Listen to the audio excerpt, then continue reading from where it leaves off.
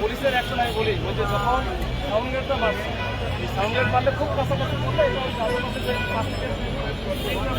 লেগে যেতে পারে। এগুলো লাগার কারণে আহত হয়েছে। এটা আমার এখানে লাগবে, আমারও আহত হতো। এটা নিয়ম হচ্ছে হয়তো একটা ফাঁকা জায়গায় এখানে মার সময় হয়তো এটা যেগুলি করছে হয়তো জানি না, এইটার কারণে বেশি আহত হচ্ছে। তখন করা হয় না যেন এমনিতে বুঝে শুনে সরাইয়া দেওয়া। মাসুদ ভাই আহত যারা তারা বলছিল তার ওনাদের মধ্যে আবার ঝামেলা হয়েছে। অনেকেই আছে যারা আবার ভিতরে যাইতে চায়, মানে সচিবালয় ঘেরাও করতে চায়। আমার কিছু আছে তারা তো জানেই যে ওনাদের অনেক পজিটিভ, একেবারে পজিটিভ। ওই জন্য এদের মধ্যেও ঝামেলা আছে, কিছু চাইছে যে ভিতরে ঢুকে যাবে।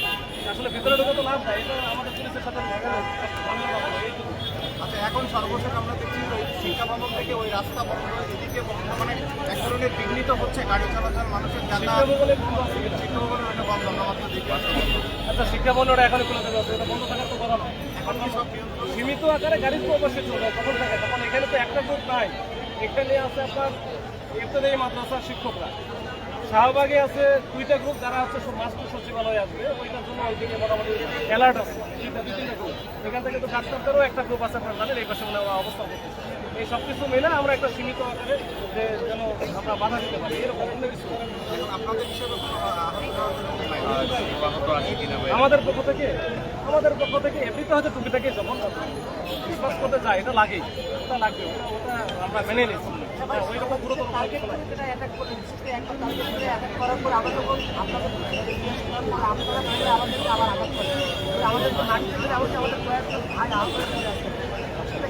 আচ্ছা, আমরা যদি বলেন আমরা আঘাত করছি, আমি এই বিষয়টা এরকম না।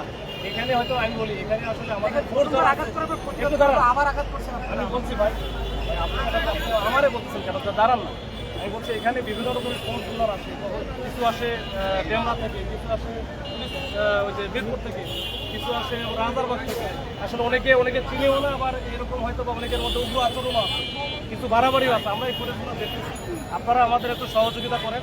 এই ভিডিও ফুটেজগুলো কিন্তু আমাদের, আমি যদি দেখি যে আমাদের ফোর্সে আমার সাংবাদিকদের সাথে আমাদের একেবারে সারাদিনই আমরা রাস্তায় থাকি, এই বিশেষ করে রমনা ডিভিশনে আমাদের সাথে খুবই বৃত্তপূর্ণ সম্পর্ক। তো এর মধ্যে আমি কেন আমাদের লোকজন মারবে? যদি এরকম কিছু বাড়াবাড়ি করা থাকে এটা ব্যবস্থা নিয়ে নেব। Thank you.